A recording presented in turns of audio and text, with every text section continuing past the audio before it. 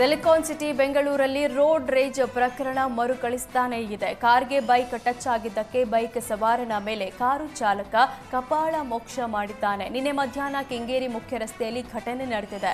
Car ಚಾಲಕ ಕಪಾಳ ಮೋಕ್ಷ ಮಾಡುವ ದೃಶ್ಯ ಸ್ಥಳೀಯರೊಬ್ಬರ ಮೊಬೈಲ್ ಕ್ಯಾಮೆರಾದಲ್ಲಿ ಸೆರೆಯಾಗಿದೆ. ಕಾರು ಚಾಲಕನ ವಿರುದ್ಧ ಕ್ರಮ ಕೈಗೊಳ್ಳುವಂತೆ ಸಾರ್ವಜನಿಕರು ಆಗ್ರಹಿಸಿದ್ದಾರೆ.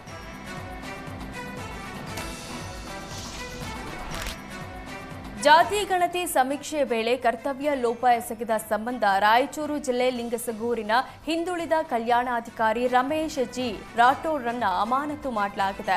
ತಹಶೀಲ್ದಾರ್ಗೆ ಸಹಕಾರ ನೀಡದೆ ಹಿಂದೇಟು ಹಾಕಿದ ಹಿನ್ನೆಲೆ ಅಧಿಕಾರಿ ರಮೇಶ್ನ ಅಮಾನತು ಮಾಡಲಾಗಿದೆ.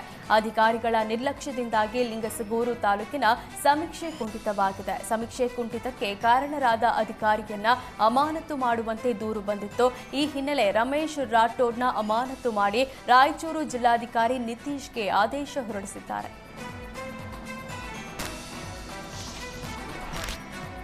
2024ರ ಶಿವಮೊಗ್ಗ ಲೋಕಸಭೆ ಚುನಾವಣೆಯಲ್ಲಿ ಕಾಂಗ್ರೆಸ್ನಿಂದ ಸ್ಪರ್ಧಿಸಿ ಸೋಲು ಕಂಡಿದ್ದ ನಟ ಶಿವರಾಜ್ ಕುಮಾರ್ ಪತ್ನಿ ಗೀತಾ ಶಿವರಾಜ್ ಕುಮಾರ್ ಇನ್ಮುಂದೆ ಯಾವ ಚುನಾವಣೆಯಲ್ಲಿ ಸ್ಪರ್ಧಿಸೋದಿಲ್ಲ ಅಂತ ಘೋಷಿಸಿದ್ದಾರೆ.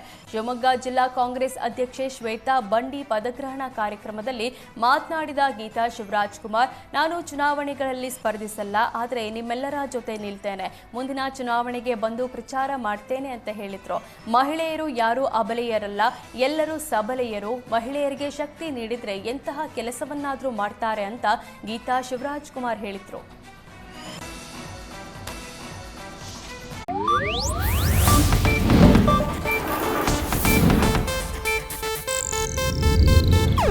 ಇದು ಏಷ್ಯಾನೆಟ್ ನ್ಯೂಸ್ ನೆಟ್ವರ್ಕ್ ಪ್ರಸ್ತುತಿ.